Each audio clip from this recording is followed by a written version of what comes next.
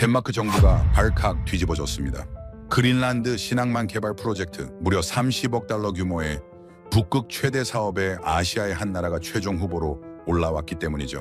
100년 넘게 그린란드를 지배해온 덴마크로서는 자존심이 구겨지는 일이었습니다. 유럽 전체가 술렁였습니다. 트럼프 전 대통령이 그린란드를 통째로 사겠다고 했을 때보다 더 큰 충격이었죠. 덴마크 의회 해양위원장이 3초간 침묵하더니 폭탄 선언을 터뜨렸습니다. 아시아 국가의 북극의 관문을 넘기느니 차라리 러시아와 손잡겠다고 했습니다. 국회는 아수라장이 됐죠. 그런데 정작 그린란드 해양수산청 국장의 반응은 완전히 달랐습니다. 50년 가까이 북극만 바라봤던 이 덴마크인 전직 해군 대령 출신의 고집불통 노장은 예상을 깨고 직접 한국행 비행기에 올랐습니다. 단순한 실사 방문이 아니었습니다. 그가 한국의 조선소와 연구소에서 발견한 것은 자신의 모든 편견을 뒤엎는 충격적인 사실이었습니다. 하지만 진짜 반전은 따로 있었습니다. 한국이 이미 15년 전 그가 동료셋을 잃었던 바로 그 북극 해역의 비밀을 파헤치고 있었다는 것이었죠. 러시아가 끝까지 숨긴 그 진실을 한국의 연구진은 이미 손에 쥐고 있었습니다. 그것도 아주 오래전부터요. 도대체 한국은 어떻게 북극의 비밀을 풀어낸 걸까요? 유럽의 기술로도 러시아의 핵 추진 쉐빙선으로도 밝혀내지 못한 그것을 한국은 어떻게 알아낸 걸까요? 그리고 왜 이 완고한 덴마크인은 자신의 경력과 명예를 모두 걸고 한국 편에 서게 된 걸까요? 편견으로 가득했던 한 유럽인이 한국에서 발견한 놀라운 진실, 그리고 그것이 바꿔놓은 북극의 운명과 두 나라의 인연, 그 감동적인 이야기 지금 바로 시작합니다. 안녕하세요. 저는 덴마크 그린란드 해양수산청에서 북극 항로개발국장으로 일하고 있는 에릭 라스무센입니다. 사람들은 그린란드 하면 그저 얼음뿐인 황무지를 떠올리죠. 하지만 저에게 이곳은 30년 넘게 지켜온 제 인생 그 자체입니다. 덴마크 해군 대령으로 북극해를 누비다가 전역 후 이 자리에 왔으니 북극의 차가운 바람은 제 뼛속까지 스며들어 있는 셈이죠. 그날도 여느 때처럼 누크 항구가 내려다 보이는 사무실에서 서류를 검토하고 있었습니다. 창밖으로는 거대한 빙산이 천천히 떠가고 있었죠. 예전에는 저 빙산들이 훨씬 더 많았습니다. 기후변화가 북극을 바꾸고 있다는 증거였습니다. 그때 비서가 급히 들어왔습니다. 미국 국무부에서 또 연락이 왔다고 했죠. 트럼프 전 대통령의 그린란드 매입 발언 이후로 미국의 압박이 심해지고 있었습니다. 저는 한숨을 쉬었습니다. 그린란드는 덴마크령이지만 강대국들의 욕심 앞에서 우리의 목소리는 점점 작아지고 있었죠. 서류를 정리하던 중 휴대전화가 울렸습니다. 아들 크리스티안이었습니다. 아버지, 드릴 말씀이 있어요. 크리스티안은 코펜하겐 대학교에서 해양학을 가르치는 교수입니다. 제 뒤를 이어 바다를 연구하는 아들이 자랑스러웠죠.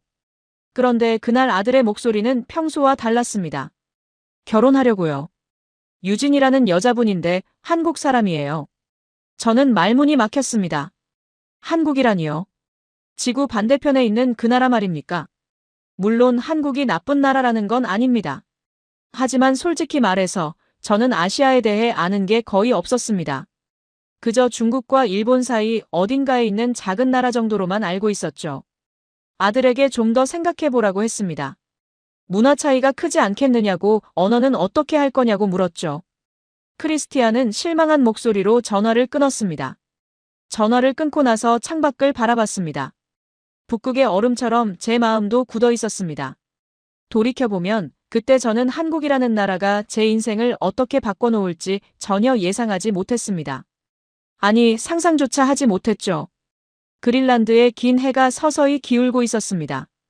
저는 그저 내일도 오늘과 같은 하루가 반복될 거라고 생각했습니다. 하지만 운명은 이미 저를 향해 다가오고 있었습니다. 일주일 후, 저는 노르웨이 트롬쇠로 향했습니다. 북극이사회 정기회의가 열리는 곳이었죠. 트롬쇠는 북위 69도에 위치한 도시입니다. 북극권 도시 중에서는 가장 큰 규모를 자랑하죠. 회의장에 들어서자 익숙한 얼굴들이 보였습니다. 미국, 캐나다, 러시아, 노르웨이, 핀란드, 스웨덴, 아이슬란드. 북극을 둘러싼 8개국의 대표들이 한자리에 모여 있었습니다. 그런데 분위기가 심상치 않았습니다. 러시아 대표 빅토르 페트로프가 단상에 올랐습니다. 북극개발공사 부사장인 그는 거만한 미소를 지으며 프레젠테이션을 시작했죠. 화면에 거대한 핵추진 쇄빙선이 나타났습니다. 우리 러시아는 현재 6척의 핵추진 쇄빙선을 운용하고 있으며 7척을 추가 건조할 계획입니다. 회의장이 술렁였습니다. 핵추진 쇄빙선은 한 번 연료를 넣으면 수년간 운항할 수 있는 최첨단 선박이죠. 러시아의 기술력 과시였습니다. 빅토르는 거기서 멈추지 않았습니다. 중국 극지연구소 첸웨이 소장을 소개하며 북극 실크로드 협력 계획을 발표했죠. 러시아와 중국이 손잡고 북극 항로를 장악하겠다는 선언이었습니다. 저는 이를 악물었습니다. 유럽의 입지가 좁아지고 있다는 걸 뼈저리게 느꼈죠. 회의가 끝난 후 오랜 친구 올라프 닐센을 만났습니다. 노르웨이 해양연구소장인 올라프는 맥주잔을 기울이며 말했습니다. 에릭, 한국 쇄빙선 기술이 요즘 대단하다던데 알고 있느냐고요. 저는 콧방귀를 뀌었습니다. 한국이요? 배 만드는 건 인정하지만 쇄빙선은 다른 문제 아닙니까? 북극 경험이 얼마나 된다고요? 올라프가 고개를 저었습니다. 알아오노라고 한국 쇄빙 연구선이 북극에서 상당한 성과를 내고 있다고 했습니다. 하지만 저는 귀담아 듣지 않았죠. 호텔로 돌아오는 길에 빅토르와 마주쳤습니다. 그는 능글맞게 웃으며 다가왔습니다. 라스무센 국장, 덴마크도 우리와 협력하면 어떻겠소? 그린란드 개발, 우리가 도와줄 수 있소. 저는 차갑게 거절했습니다. 15년 전의 기억이 떠올랐기 때문이죠. 러시아와의 합동 탐사에서 동료 셋을 잃은 그 악몽. 저는 절대 러시아를 신뢰할 수 없었습니다. 트롬소의 밤하늘에 오로라가 펼쳐졌습니다. 아름다웠지만 제 마음은 무거웠습니다. 북극의 미래가 러시아와 중국 손에 넘어가는 건 아닌지 걱정이 됐죠. 그때는 몰랐습니다. 올라프가 말한 그 한국이 곧 제 앞에 전혀 다른 모습으로 나타나리라는 것을요. 트롬소에서 돌아온 지 이틀 후 코펜하겐 본부에서 긴급 소집 연락이 왔습니다. 덴마크 해양수산부 장관실이었죠. 저는 누쿠에서 비행기를 타고 코펜하겐으로 향했습니다. 그린란드에서 덴마크 본토까지는 4시간이 넘게 걸립니다. 같은 나라인데도 이렇게 멀다는 게 아이러니하죠. 장관실에 들어서자 분위기가 심상치 않았습니다. 해양수산부 장관뿐 아니라 외교부 차관, 산업부 국장까지 모여 있었죠. 모두 굳은 표정이었습니다. 라스무센 국장, 그린란드 누쿠 신항만 프로젝트 알고 있지요? 물론 알고 있었습니다. 30억 달러 규모의 대형 사업이었죠. 북극 항로가 활성화되면 그린란드는 유럽과 아시아를 잇는 핵심 거점이 됩니다. 그래서 누쿠의 대규모 항만을 건설하는 프로젝트가 수년째 준비되고 있었습니다. 국제 입찰을 진행했는데 최종 후보 3곳이 정해졌습니다. 장관이 서류를 내밀었습니다. 첫 번째는 유럽 컨소시엄이었습니다. 덴마크, 노르웨이, 네덜란드 기업들이 연합한 팀이죠. 두 번째는 러시아 북극 개발 공사였습니다. 빅토르 페트로프가 이끄는 그 회사 말입니다. 세 번째 이름을 보는 순간 저는 눈을 의심했습니다. HD 현대. 대한민국. 한국이요? 제가 되물었습니다. 장관이 고개를 끄덕였습니다. 그들의 제안서가 상당히 파격적입니다. 가격 경쟁력은 물론이고 친환경 기술, 공기 단축까지. 솔직히 기술평가에서는 가장 높은 점수를 받았습니다. 저는 믿기 어려웠습니다. 한국이 조선 강국이라는 건 알고 있었지만 북극 인프라까지요? 그건 완전히 다른 차원의 문제 아닙니까? 영하 40도의 극한 환경에서 건설 작업을 하려면 수십 년의 경험이 필요합니다. 외교부 차관이 입을 열었습니다. 문제는 정치적 파장입니다. 유럽 컨소시엄을 밀어야 한다는 의견도 있고 러시아와 협력해야 한다는 목소리도 있죠. 그때 회의실 문이 열리며 한 사람이 들어왔습니다. 의회 해양위원장 마르틴 홀름이었습니다. 저와는 오래전부터 사이가 좋지 않은 정적이었죠. 마르틴은 자리에 앉으며 단호하게 말했습니다. 아시아 기업에 그린란드를 맡길 수는 없습니다. 이건 국가 안보의 문제입니다. 저는 반박했습니다. 안보 문제라면 러시아가 더 위험하지 않습니까? 적어도 한국은 우리 동맹국입니다. 마르틴이 비웃었습니다. 동맹? 한국이 북극에서 우리에게 해준 게 뭐가 있습니까? 그들은 그저 돈벌이를 위해 달려드는 것뿐입니다. 회의실이 팽팽한 긴장감으로 가득 찼습니다. 장관이 중재에 나섰습니다. 일단 현지 실사를 진행합시다. 라스무센 국장이 직접 세 후보를 모두 방문해서 평가해 주시오. 저는 고개를 끄덕였습니다. 공정한 평가라면 당연히 해야죠. 회의가 끝난 후 복도에서 마르틴이 다가왔습니다. 그가 낮은 목소리로 경고했습니다. 에릭, 현명한 선택을 하시오. 한국 편을 들었다가는 당신 경력이 끝날 수도 있어.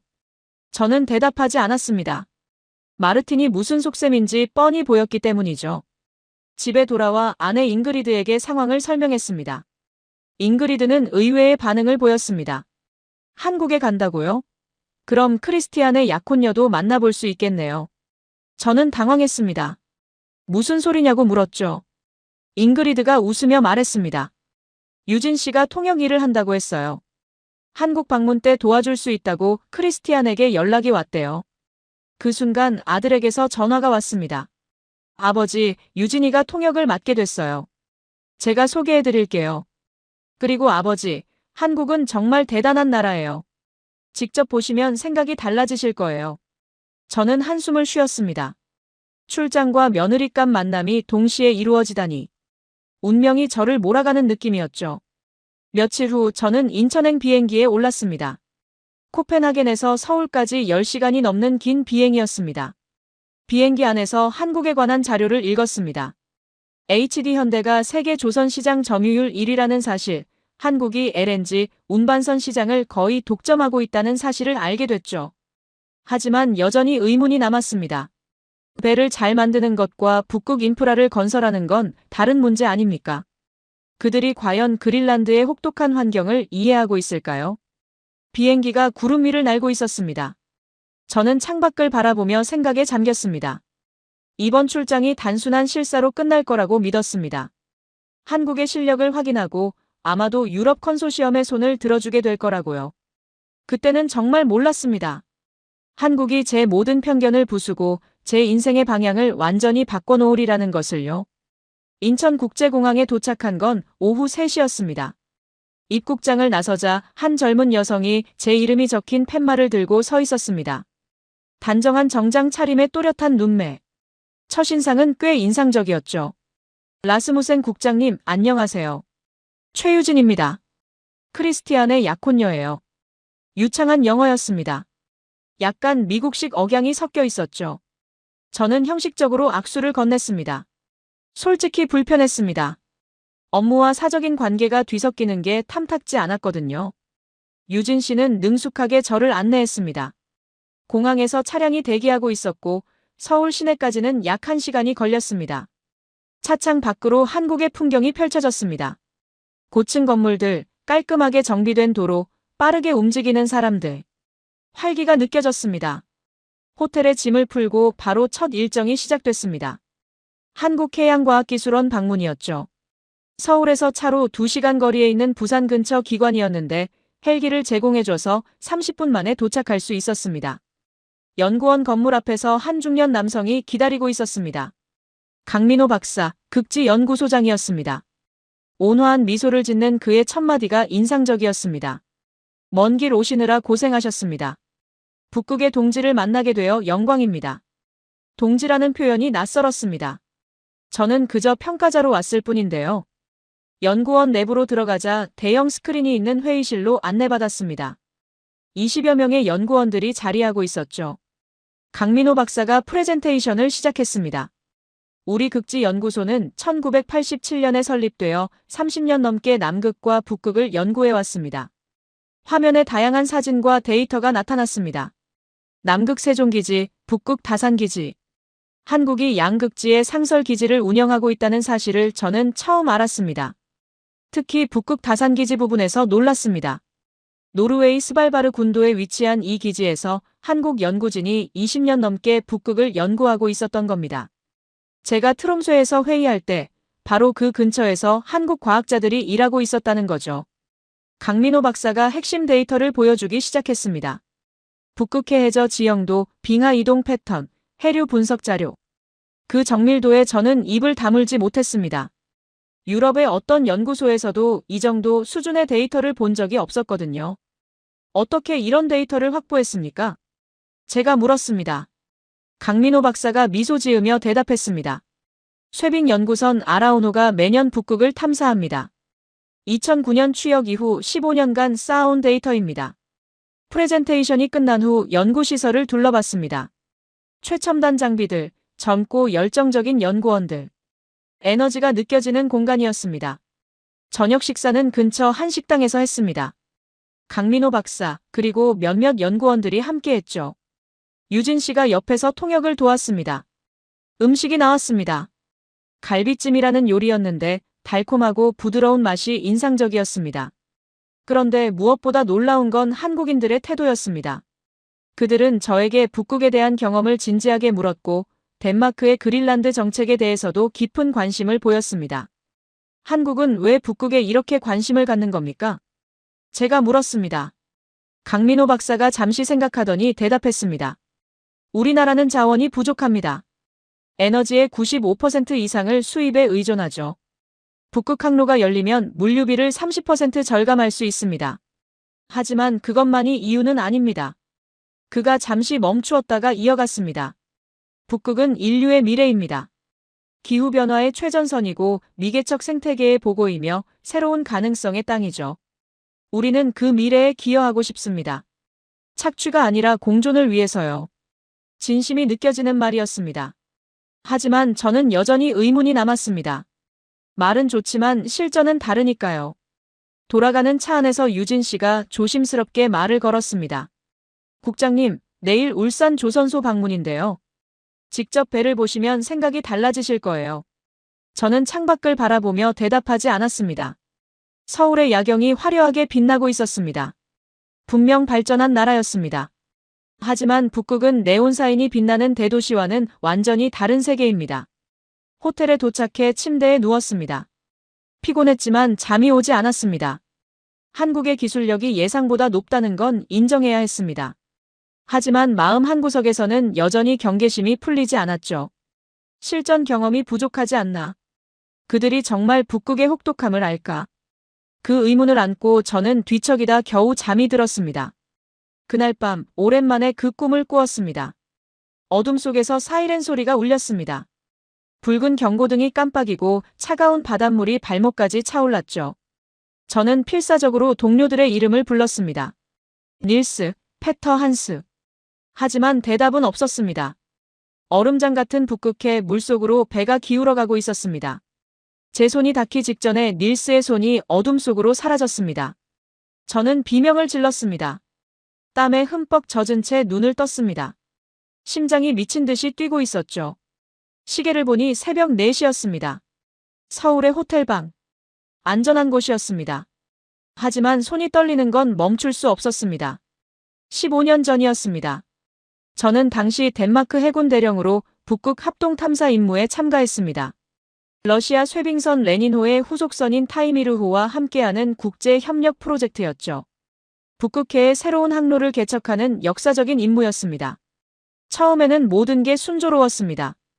타이미르호는 위풍당당했고 러시아 선원들도 프로페셔널해 보였죠. 우리 덴마크 팀은 해저 지형 조사를 담당했습니다. 문제는 탐사 5일째에 발생했습니다. 북위 81도 부근에서 타이미르호의 엔진에 이상이 생겼습니다. 러시아 측은 사소한 문제라고 했지만 상황은 점점 악화됐죠. 결국 배가 얼음에 갇혔고 구조 헬기가 오기까지 이틀을 버텨야 했습니다. 그 이틀 동안 3명의 동료를 잃었습니다. 닐스 크리스텐센, 페터 안데르센, 한스 라르센. 모두 저와 10년 넘게 함께한 전우들이었습니다. 그들은 선내 누수를 막으려다 저체온증으로 쓰러졌고 결국 깨어나지 못했습니다. 나중에 밝혀진 바로는 타이미르호에 설계 결함이 있었습니다. 극저온 환경에서 금속 피로가 예상보다 빨리 진행됐던 거죠. 하지만 러시아는 끝까지 책임을 인정하지 않았습니다. 오히려 덴마크 팀의 판단 착오로 몰아갔죠. 그 이후로 저는 러시아를 신뢰하지 않게 됐습니다. 아니, 솔직히 말하면 아시아와 러시아를 포함한 비유럽권 기술 전체에 대한 불신이 생겼죠. 비합리적이라는 건 알지만 트라우마는 이성으로 통제되지 않는 법이니까요. 새벽에 잠을 설치고 아침을 맞았습니다. 얼굴이 엉망이었죠. 욕실 거울에 비친 제 모습은 피곤하고 늙어 보였습니다. 문을 두드리는 소리가 났습니다. 유진 씨였습니다. 아침 식사 시간을 알려주러 온 거였죠. 문을 열자 그녀가 제 얼굴을 보더니 걱정스러운 표정을 지었습니다. 국장님, 안색이 안 좋으세요. 괜찮으신가요? 저는 퉁명스럽게 대답했습니다. 괜찮습니다. 시차 때문에 그래요. 거짓말이었습니다. 하지만 초면에 가까운 사람에게 제 트라우마를 털어놓을 수는 없었죠. 아침 식사 자리에서 강민호 박사가 오늘 일정을 설명했습니다. 울산까지 이동해서 HD현대 조선소를 방문한다고 했죠. 저는 고개를 끄덕이며 커피를 마셨지만 머릿속에서는 여전히 15년 전의 기억이 맴돌고 있었습니다. 차를 타고 울산으로 향하는 동안 창밖 풍경을 바라봤습니다. 한국의 고속도로는 잘 정비되어 있었고 곳곳에 산업단지가 보였습니다. 활기찬 나라라는 인상을 다시 한번 받았죠. 유진 씨가 조심스럽게 말을 걸었습니다. 국장님, 크리스티안이 아버지 걱정을 많이 해요. 일에만 몰두하시고 자신을 돌보지 않으신다고요. 저는 아무 대답도 하지 않았습니다.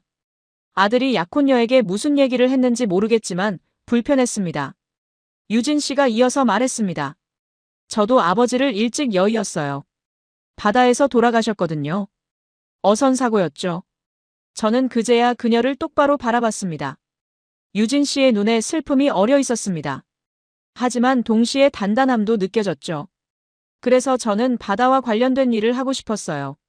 아버지가 사랑했던 그 바다를 더 안전하게 만들고 싶었거든요. 저는 한참을 침묵했습니다. 이 젊은 여성에게도 바다와 얽힌 아픔이 있다는 사실이 묘하게 마음에 걸렸습니다. 울산에 도착했을 때 저는 여전히 무거운 마음이었습니다.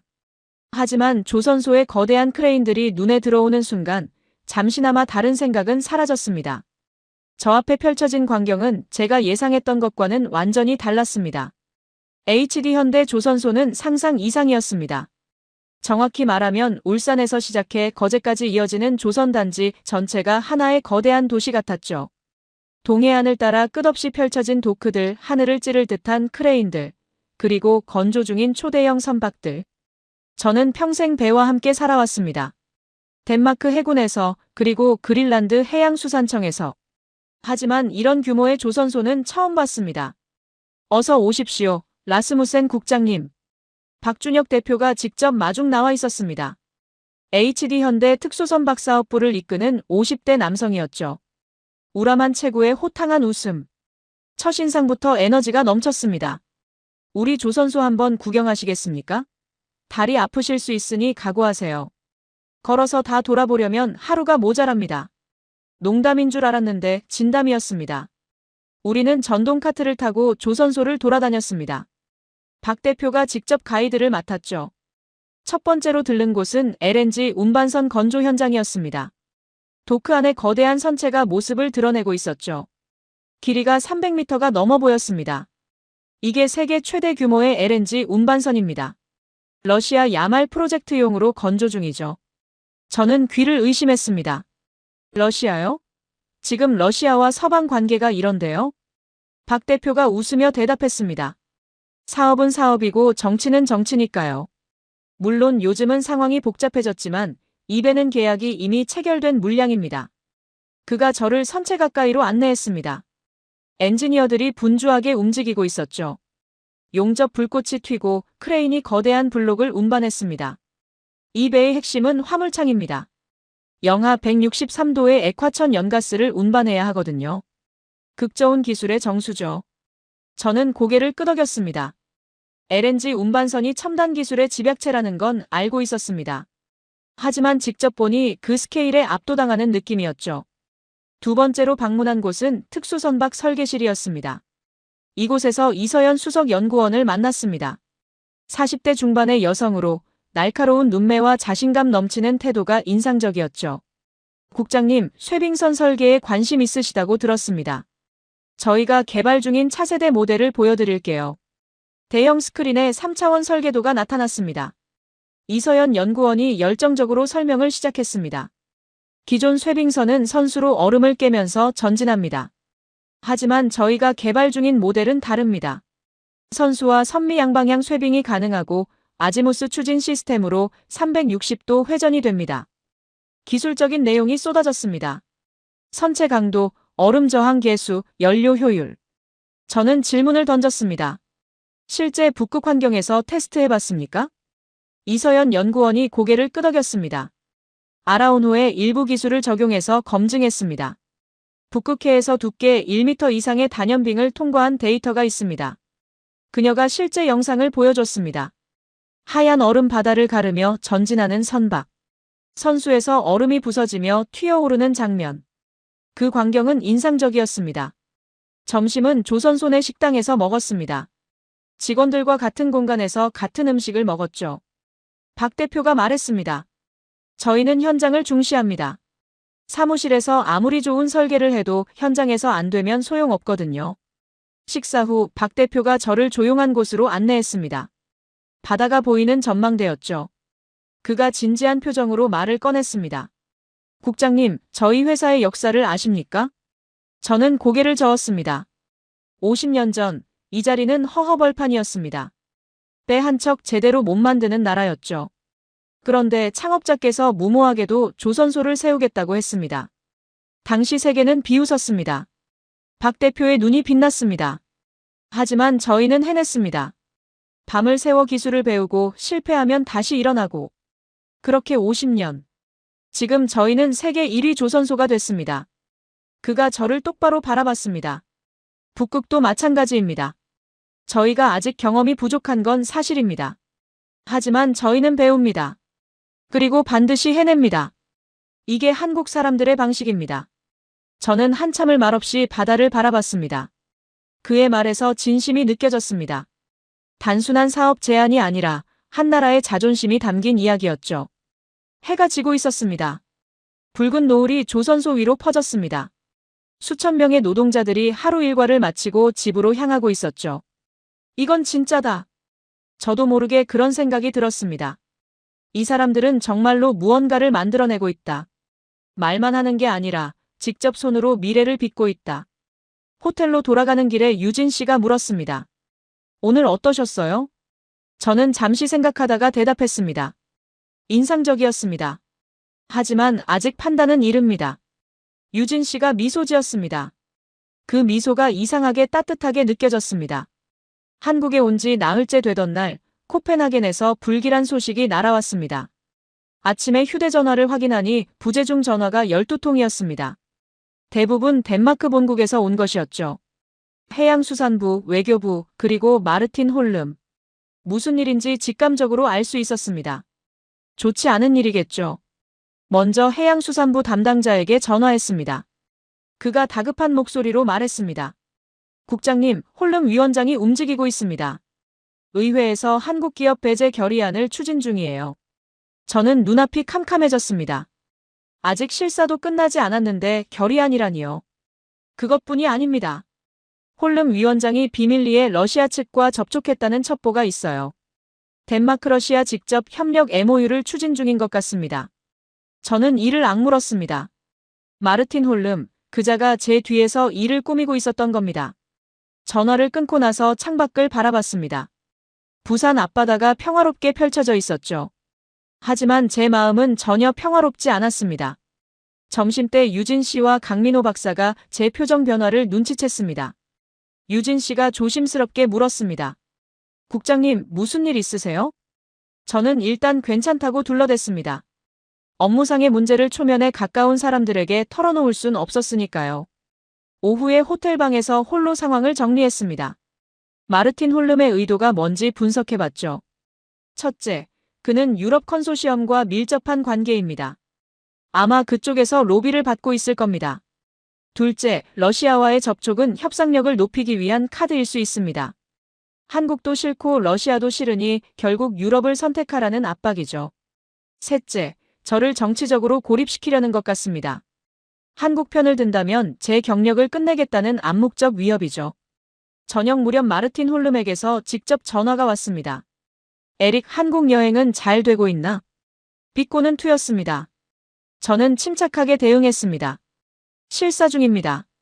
아직 결론은 내리지 않았어요. 홀름이 낮은 목소리로 말했습니다. 현명한 판단을 하길 바라네. 아시아 기업과 손잡으면 국민들이 어떻게 생각하겠나. 그린란드는 덴마크의 자존심이야. 저는 반박했습니다. 자존심보다 중요한 건 그린란드 주민들의 삶 아닙니까? 가장 좋은 기술을 가진 파트너를 선택해야죠. 홀름이 웃었습니다. 냉소적인 웃음이었죠. 기술은 돈으로 살 수 있어. 하지만 신뢰는 못 사지. 아시아 사람들을 어떻게 믿나? 저는 그의 말에 분노가 치밀었지만 참았습니다. 감정적으로 대응하면 그의 덫에 걸리는 거니까요. 전화를 끊고 나서 한참을 생각에 잠겼습니다. 홀름의 말 중에 하나가 마음에 걸렸습니다. 아시아 사람들을 어떻게 믿나? 솔직히 며칠 전까지만 해도 저도 비슷한 생각을 했었거든요. 밤에 잠을 자려는데 문을 두드리는 소리가 났습니다. 유진 씨였습니다. 늦은 시간에 죄송해요. 그냥 확인하고 싶어서요. 정말 괜찮으세요? 저는 잠시 망설이다가 문을 열었습니다.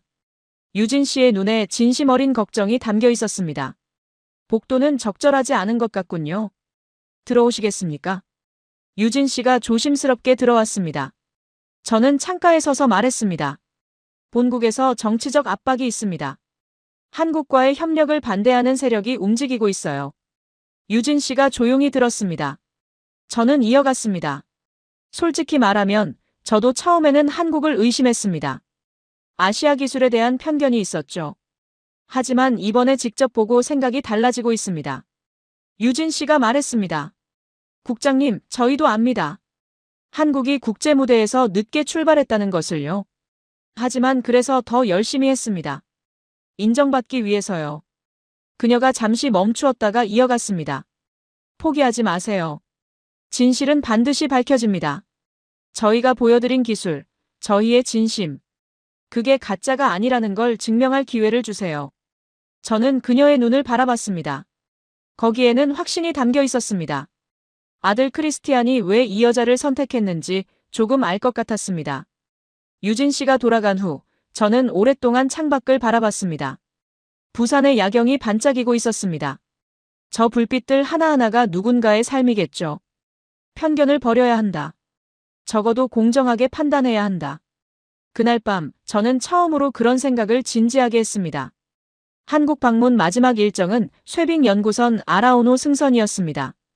부산항 국제 여객 터미널 근처에 아라오노가 정박해 있었습니다. 길이 110m, 폭 19m의 당당한 선체. 선명한 주황색 도장이 인상적이었죠. 어서 오십시오. 갑판에서 한 남자가 저를 맞았습니다. 김태윤 선장이었습니다.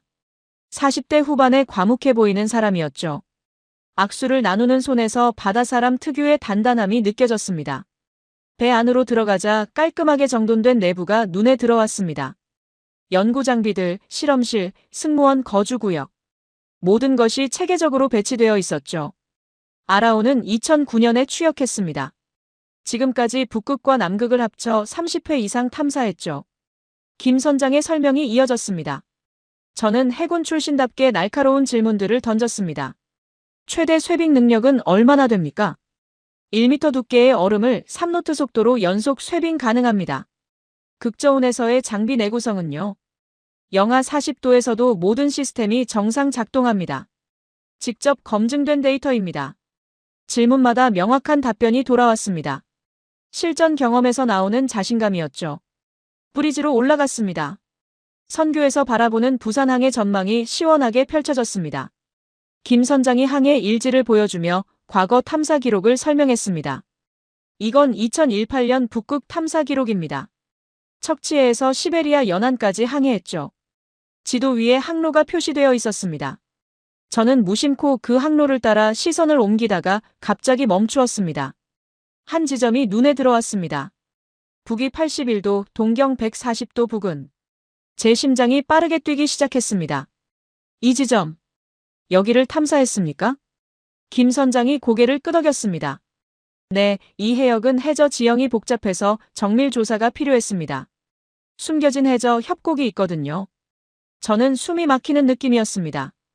그 지점은 15년 전 타이미르호가 조난당했던 바로 그곳이었습니다. 제 동료 셋을 잃은 그 해역. 그 해역에서 무엇을 발견했습니까? 김 선장이 이상한 눈빛으로 저를 바라봤습니다. 제 목소리가 떨리고 있었을 겁니다. 해저 지형 데이터를 수집했습니다. 그리고 이상한 점을 발견했죠. 그가 컴퓨터 화면을 조작해서 데이터를 불러왔습니다. 3차원 해저 지형도가 나타났습니다. 이 지점에 급경사 협곡이 있습니다. 러시아 측 해도에는 표시되지 않은 지형이에요. 이 협곡 때문에 해류 흐름이 예측과 다르게 나타납니다. 선박 운항의 위험 요소가 될 수 있죠. 저는 멍하니 화면을 바라봤습니다. 러시아 측 해도에 표시되지 않은 지형. 그 말의 의미를 저는 너무나 잘 알았습니다. 15년 전 타이미르호의 엔진 고장이 사고의 직접적 원인이었습니다. 하지만 근본적인 문제는 해류 예측 실패였죠. 예상과 다른 해류 때문에 배가 얼음에 밀려 고립됐던 겁니다. 러시아는 그 해역의 정확한 해저 지형을 알고 있었을 수도 있습니다. 하지만 공유하지 않았죠. 의도적이었든 태만이었든 그 정보가 있었다면 사고를 피할 수 있었을지도 모릅니다. 국장님, 괜찮으세요? 김 선장의 목소리가 멀리서 들리는 것 같았습니다. 저는 간신히 정신을 차렸습니다. 이 데이터 언제 수집한 겁니까? 2018년입니다. 발표는 2020년에 국제학회에서 했고요. 저는 고개를 떨궜습니다. 한국이 이미 5년 전에 이 진실을 밝혀내고 있었다는 거였습니다. 제가 평생 묻어두려 했던 그 비밀을 한국의 과학자들이 파헤치고 있었던 겁니다. 갑판으로 나왔습니다. 바닷바람이 얼굴을 때렸습니다. 저는 난간을 붙잡고 서서 한참을 바다를 바라봤습니다. 유진 씨가 다가왔습니다. 국장님. 저는 그녀를 돌아보며 말했습니다. 한국은 대단한 나라입니다. 저는 오해하고 있었어요. 그날 저녁 호텔에서 아들 크리스티안에게 전화를 걸었습니다. 크리스티안, 미안하다. 아버지. 내 약혼녀 유진 씨. 좋은 사람이구나. 그리고 한국도. 아버지가 편견이 있었다. 전화기 너머로 아들이 웃는 소리가 들렸습니다. 아버지, 직접 보시니까 달라지셨죠? 저도 웃었습니다. 그래, 직접 봐야 안다. 내 말이 맞았어. 전화를 끊고 창밖을 바라봤습니다. 부산의 밤바다 위로 달빛이 흩뿌려지고 있었습니다. 이제 저는 알았습니다.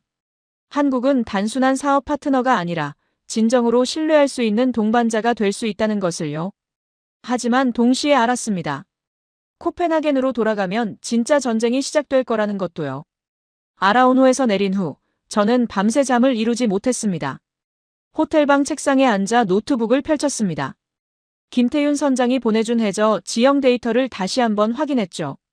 북위 81도, 동경 140도. 그 좌표가 화면에 선명하게 떠올랐습니다. 15년간 저를 괴롭혀온 질문이 있었습니다. 왜 그날 타이미르호는 그 해역에서 조난당했을까? 러시아 측은 예상치 못한 기상 악화 때문이라고 했습니다. 하지만 저는 항상 의문이 남았죠. 뭔가 숨겨진 게 있다는 직감이 있었습니다.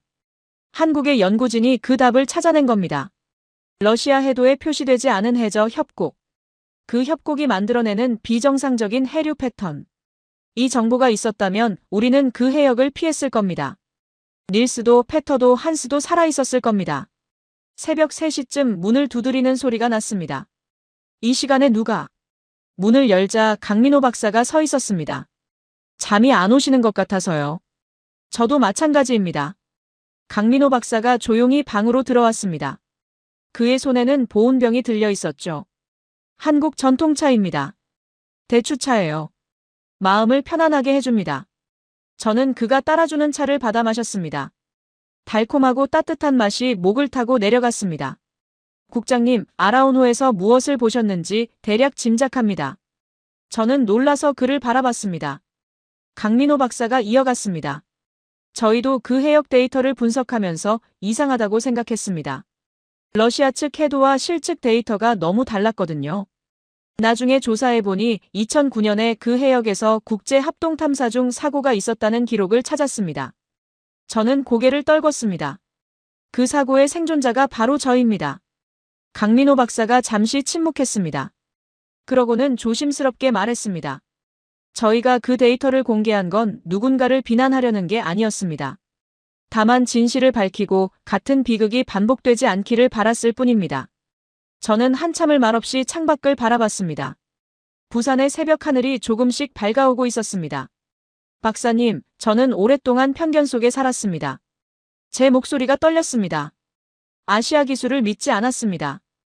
러시아뿐 아니라 중국도, 일본도, 그리고 한국도요. 그날의 트라우마 때문에 모든 비유럽권 기술을 의심했습니다. 그게 얼마나 불공정한 것인지 알면서도요. 강민호 박사가 조용히 고개를 끄덕였습니다. 인간은 누구나 편견을 가지고 있습니다. 중요한 건 그것을 인정하고 극복하려는 의지죠. 그가 저를 똑바로 바라봤습니다. 국장님, 저희는 인정받기 위해 여기까지 왔습니다. 한국은 늦게 출발했지만 그래서 더 겸손하게 배웠습니다. 실수를 두려워하지 않았고 실패에서 교훈을 얻었습니다. 저희의 기술은 그렇게 쌓아 올린 겁니다. 저는 그의 말에 마음이 흔들렸습니다. 겸손하게 배웠다. 그 말이 가슴에 와닿았습니다. 창밖으로 해가 떠오르기 시작했습니다. 붉은 햇살이 바다 위로 퍼져나갔죠. 새로운 하루의 시작이었습니다. 강민호 박사가 일어서며 말했습니다. 오늘 서울로 돌아가시죠. 해양수산부 장관님께서 만나고 싶어 하십니다. 저는 고개를 끄덕였습니다. 그리고 강민호 박사가 나가기 전에 말했습니다. 박사님, 감사합니다. 진심으로요. 그가 미소 지었습니다. 저희야말로 감사합니다. 열린 마음으로 와주셔서요. 문이 닫히고 나서 저는 한참을 자리에 앉아 있었습니다. 마음속에서 무언가가 녹아내리는 느낌이었습니다. 15년간 얼어붙어 있던 편견의 얼음이 서서히 깨지고 있었죠. 샤워를 하고 옷을 갈아입었습니다. 거울에 비친 제 얼굴은 여전히 피곤해 보였지만 눈빛은 달라져 있었습니다. 아침 식사 자리에서 유진 씨를 만났습니다. 그녀가 제 표정을 보더니 살짝 웃었습니다. 뭔가 달라지신 것 같아요. 저도 웃었습니다. 아마 그럴 겁니다. 서울로 향하는 차 안에서 저는 결심했습니다. 공정하게 판단하겠다고. 편견이 아니라 사실에 근거해서 결정하겠다고. 그것이 죽은 동료들에 대한 예의이기도 하니까요. 서울 세종대로에 위치한 해양수산부 청사는 웅장했습니다. 정혜성 장관이 직접 현관까지 마중 나와 있었습니다. 60대 초반의 원로 정치인으로 온화하면서도 날카로운 인상이었죠. 먼 길 오시느라 수고 많으셨습니다. 직접 뵙게 되어 영광입니다. 악수를 나누며 저는 그의 손에서 진심이 느껴졌습니다. 단순한 외교적 인사가 아니라 진짜 환영의 뜻이 담긴 악수였죠. 장관실로 올라가자 넓은 회의 공간이 펼쳐졌습니다. 창밖으로 서울 도심이 한눈에 내려다 보였죠. 고층 건물들 사이로 북한산이 멀리 보였습니다. 국장님, 한국에서의 일정이 어떠셨습니까? 정혜성 장관이 물었습니다. 저는 솔직하게 대답했습니다. 솔직히 놀랐습니다. 한국의 기술력이 제 예상을 훨씬 뛰어넘었습니다. 장관이 미소 지었습니다. 감사합니다. 하지만 저희도 부족한 점이 많습니다. 특히 실제 북극 인프라 건설 경험은 아직 제한적이죠. 저는 그의 겸손함에 다시 한번 놀랐습니다.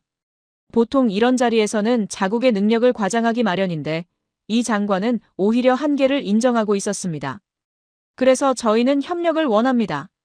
장관이 진지한 표정으로 말을 이었습니다.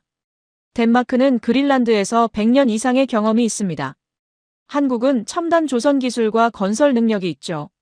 서로의 장점을 합치면 어느 쪽도 혼자서는 이룰 수 없는 성과를 낼 수 있습니다. 저는 고개를 끄덕였습니다. 합리적인 제안이었죠. 그때 장관이 화면을 켜며 말했습니다. 국장님, 스발바르 조약을 아시죠? 물론 알고 있었습니다. 100년 전 체결된 북극 관련 가장 중요한 국제 조약이죠. 노르웨이가 스발바르 군도의 영유권을 갖되 자원은 가입국 모두가 공유할 수 있다는 내용입니다. 저희 한국은 그 정신을 계승하고 싶습니다. 장관의 목소리에 힘이 실렸습니다. 저희는 영토를 원하지 않습니다. 패권도 원하지 않습니다. 함께 성장하고 함께 이익을 나누는 파트너십을 원합니다. 그것이 저희가 생각하는 북극 협력의 철학입니다. 저는 잠시 생각에 잠겼습니다. 러시아와 중국이 북극에서 영향력 확대를 노리는 것과는 완전히 다른 접근이었습니다. 그때 화상 통화 연결음이 울렸습니다. 화면에 미국 여성이 나타났습니다. 사라 앤더슨, 미국 해양대기청 북극 담당관이었죠. 라스무센 국장님, 반갑습니다. 저도 이 대화에 참여하고 싶었습니다. 사라 앤더슨이 미소 지으며 말했습니다. 미국도 한국과의 북극 협력에 관심이 있습니다. 러시아 중국 연합에 대응하려면 신뢰할 수 있는 파트너가 필요하거든요. 저는 상황이 빠르게 돌아가는 것을 느꼈습니다. 한국, 미국, 그리고 덴마크. 새로운 동맹의 가능성이 열리고 있었습니다. 또 다른 화상 창이 열렸습니다. 야마모토 켄지, 일본 극지연구소 연구원이었습니다. 저도 참여해도 될까요? 일본도 한국과 경쟁보다는 협력을 선택하고 싶습니다.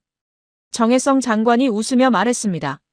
보시다시피 국장님, 저희는 혼자가 아닙니다. 북극의 미래를 함께 만들어갈 동반자들이 모이고 있습니다. 저는 화면에 나타난 얼굴들을 바라봤습니다. 서로 다른 나라, 서로 다른 배경. 하지만 모두 같은 목표를 향해 모인 사람들이었습니다. 회의가 끝난 후 정혜성 장관이 저를 배웅하며 말했습니다. 국장님, 결정은 국장님의 몫입니다. 하지만 한 가지만 기억해 주세요. 저희는 진심입니다. 저는 그의 손을 잡고 답했습니다. 알겠습니다. 공정하게 판단하겠습니다. 청사를 나서며 서울의 하늘을 올려다봤습니다. 맑고 푸른 하늘이었습니다. 제 마음도 어느새 그렇게 맑아져 있었죠. 코펜하겐으로 돌아가야 했습니다. 그곳에서 진짜 싸움이 기다리고 있었습니다. 하지만 이제 저는 혼자가 아니었습니다. 코펜하겐에 도착한 건 한국을 떠난 지 이틀 후였습니다. 공항에 내리자마자 비서가 급히 달려왔습니다. 그의 얼굴이 창백했죠. 국장님, 큰일 났습니다. 무슨 일입니까? 홀름 위원장이 움직였습니다. 어제 러시아와 비밀 MOU를 체결했어요. 그리고 오늘 아침 언론에 터졌습니다. 비서가 태블릿을 건넸습니다. 화면에 덴마크 주요 일간지 헤드라인이 떠 있었습니다. 그린란드 프로젝트, 러시아와 전격 협력. 홀름 위원장, 국익을 위한 결단. 저는 눈을 의심했습니다. MOU라니요. 아직 공식 결정도 나지 않았는데 어떻게 이런 일이. 그것뿐이 아닙니다. 비서가 화면을 넘겼습니다. 또 다른 기사가 나타났습니다. 라스무센 국장, 한국 기업의 매수 의혹. 아들의 약혼녀가 한국인. 저는 피가 거꾸로 솟는 느낌이었습니다. 이건 명백한 모략이었습니다. 마르틴 홀름이 제가 없는 사이에 판을 뒤엎어버린 겁니다. 택시를 타고 해양수산부로 향했습니다. 차 안에서 계속 휴대전화가 울렸습니다. 기자들, 동료들, 그리고 가족들. 저는 모든 전화를 무시했습니다. 지금은 정신을 차려야 할 때였습니다. 해양수산부에 도착하자 분위기가 싸늘했습니다. 복도에서 마주친 직원들이 저를 피하듯 고개를 돌렸죠. 매수 의혹이라는 기사가 이미 퍼진 모양이었습니다. 장관실 문을 열자 해양수산부 장관이 어두운 표정으로 앉아 있었습니다. 라스무센, 앉게. 저는 자리에 앉았습니다.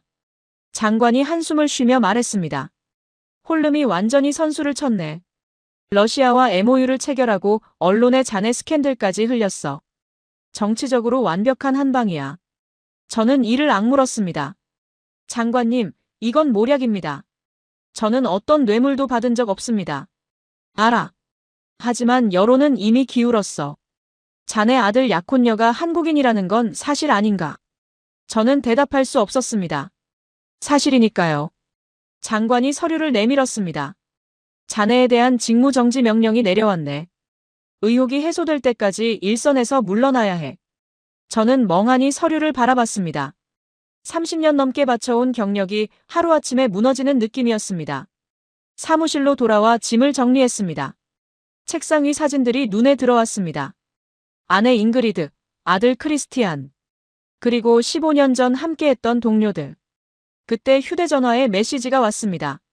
유진 씨였습니다. 국장님, 뉴스 봤습니다. 포기하지 마세요. 진실은 반드시 밝혀집니다. 저는 한참을 그 메시지를 바라봤습니다. 지구 반대편에서 온 위로였습니다. 만난 지 일주일밖에 안 된 사람이 저를 믿어주고 있었습니다. 집에 돌아오자 잉그리드가 기다리고 있었습니다. 그녀가 저를 꼭 안아주었죠. 에릭, 괜찮아요. 우리가 함께 있잖아요. 저는 아내의 품에서 한참을 울었습니다. 부끄럽지만 그게 솔직한 제 모습이었습니다. 밤에 크리스티안에게서 전화가 왔습니다. 아버지, 제 때문에 이런 일이 생긴 거라면 정말 죄송해요. 저는 단호하게 말했습니다. 크리스티안, 내 잘못이 아니다. 이건 정치적 공격이야. 내 약혼은 아무 문제 없어. 오히려 유진 씨가 아니었으면 나는 한국의 진실을 몰랐을 거다. 아들이 잠시 침묵하다가 말했습니다. 아버지, 싸우세요. 포기하지 마세요. 저희가 응원할게요. 전화를 끊고 창밖을 바라봤습니다. 코펜하겐의 밤하늘에 별이 빛나고 있었습니다. 포기하지 않겠다. 진실을 밝히겠다. 저는 그렇게 결심했습니다. 마르틴 홀름이 뭐라고 하든 세상이 뭐라고 하든 제가 본 것, 제가 알게 된 것을 말하겠다고요. 직무 정지 상태에서 할 수 있는 일은 제한적이었습니다. 하지만 저는 포기하지 않았습니다. 집에서 모든 자료를 정리하고 반격을 준비했죠. 30년 경력의 해군 장교와 행정가로서 배운 것이 있다면 전쟁은 전장에서만 벌어지는 게 아니라는 것이었습니다. 먼저 한국 측에 연락했습니다. 강민호 박사, 박준혁 대표, 이서연 연구원. 그들에게 상황을 설명하고 도움을 요청했죠. 놀랍게도 한국팀은 즉각 움직였습니다. 박준혁 대표가 말했습니다. 국장님, 저희가 직접 코펜하겐에 가겠습니다. 기술로 증명하겠습니다. 이서연 연구원은 밤을 새워 그린란드 프로젝트 제안서를 보완했습니다. 기존 제안에 더해 환경 영향 평가, 원주민 고용 계획, 친환경 기술 적용 방안까지 추가했죠. 강민호 박사는 북극 연구 데이터를 총동원했습니다. 한국이 그동안 쌓아온 모든 과학적 성과를 문서화했습니다. 저는 그들의 열정에 감동받았습니다. 자신들의 이익이 아니라 진실을 위해 움직이는 사람들이었습니다. 한편 덴마크 내부에서도 우군이 나타났습니다. 올라프 닐센이 노르웨이에서 연락해왔죠. 에릭, 내가 북극 이사회 자료를 보냈어. 러시아 측의 북극 사업 실패 사례들이야. 홀름이 러시아와 손잡는 게 얼마나 위험한지 증명할 수 있을 거야. 미국의 사라 앤더슨도 지원을 약속했습니다. 라스무센 국장, 미국 정부 차원에서 한된 협력을 지지하는 성명을 낼 준비가 되어 있습니다. 퍼즐 조각들이 맞춰지고 있었습니다. 일주일 후 덴마크 의회에서 그린란드 프로젝트 최종 심의가 열리기로 했습니다. 마르틴 홀름은 이 자리에서 러시아 협력안을 통과시키려 했죠. 저는 그 자리에 참석해서 반박할 기회를 얻어야 했습니다. 해양수산부 장관에게 연락했습니다. 제발 심의에 참석할 기회를 달라고요.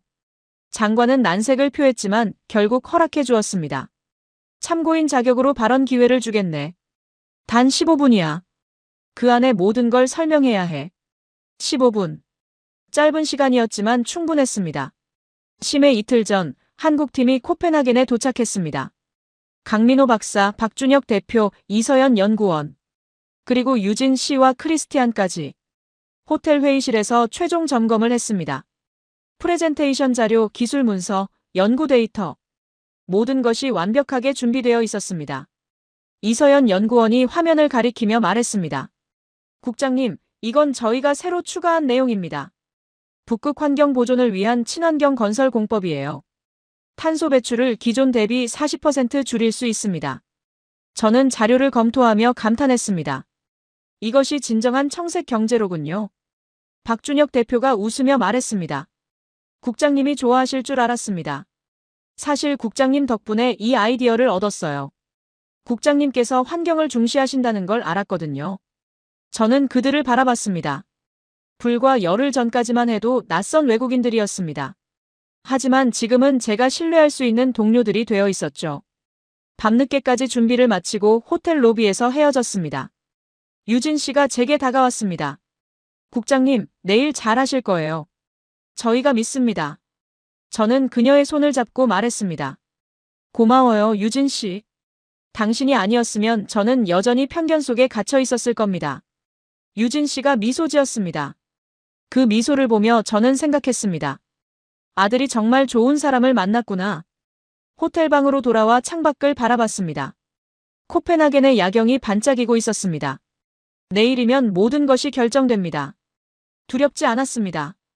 아니, 솔직히 말하면 조금 두려웠습니다. 하지만 그보다 더 강한 확신이 있었습니다. 진실은 반드시 이긴다.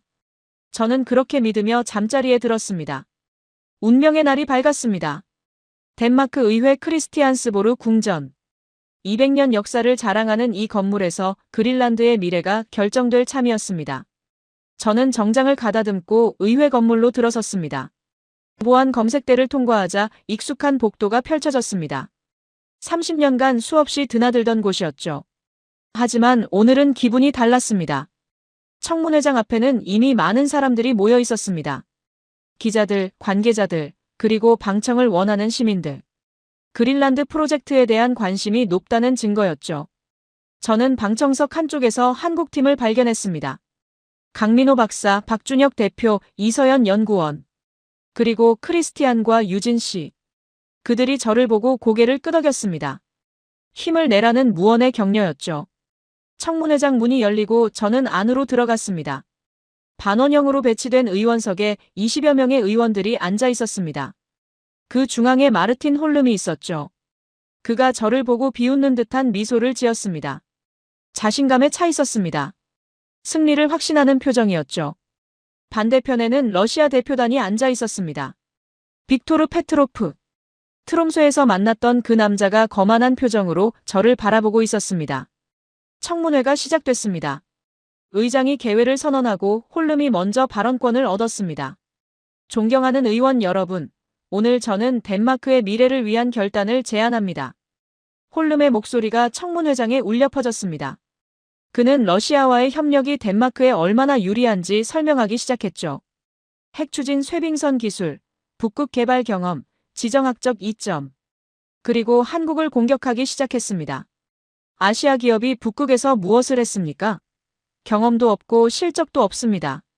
그들에게 그린란드를 맡기는 건 도박이나 마찬가지입니다. 저는 이를 악물었습니다. 거짓말이었으니까요. 하지만 아직 제 차례가 아니었습니다. 홀름이 마지막 카드를 꺼냈습니다. 게다가 이번 사안에는 심각한 이해 충돌 문제가 있습니다. 현장 실사를 담당한 라스무센 국장의 아들이 한국 여성과 약혼한 사실을 여러분도 아실 겁니다. 과연 그의 판단을 신뢰할 수 있을까요? 청문회장이 술렁였습니다. 의원들이 서로 눈짓을 교환했죠. 홀름의 공격이 효과를 발휘하고 있었습니다. 드디어 제 차례가 왔습니다. 의장이 제 이름을 불렀습니다. 참고인 에릭 라스무센 전 북극 항로개발국장, 발언하십시오. 저는 자리에서 일어났습니다. 다리가 떨렸지만 목소리는 단호했습니다. 존경하는 의원 여러분, 저는 오늘 사실을 말씀드리러 왔습니다. 편견이나 정치적 계산이 아니라 오직 사실만을요. 저는 프레젠테이션을 시작했습니다. 한국 조선소의 기술력, 아라온호의 북극 탐사 실적, 친환경 건설 공법. 하지만 이것만으로는 부족했습니다. 홀름의 공격을 무력화하려면 더 강력한 무기가 필요했죠. 저는 심호흡을 하고 말을 이었습니다. 의원 여러분, 저는 오늘 개인적인 이야기를 하나 하려고 합니다. 15년 전의 일입니다. 청문회장이 조용해졌습니다. 모두의 시선이 저에게 집중됐죠. 저는 당시 러시아와의 합동 북극 탐사에 참가했습니다. 그리고 그 탐사에서 제 동료 3명을 잃었습니다. 방청석에서 작은 탄성이 터져나왔습니다. 빅토르 페트로프의 표정이 굳어지는 게 보였습니다. 그 사고의 원인은 러시아 측 쇄빙선의 결함이었습니다. 그리고 더 근본적으로는 해저 지형 정보의 부재였습니다. 러시아 해도에 표시되지 않은 협곡 때문에 해류 예측에 실패한 겁니다. 저는 화면에 데이터를 띄웠습니다.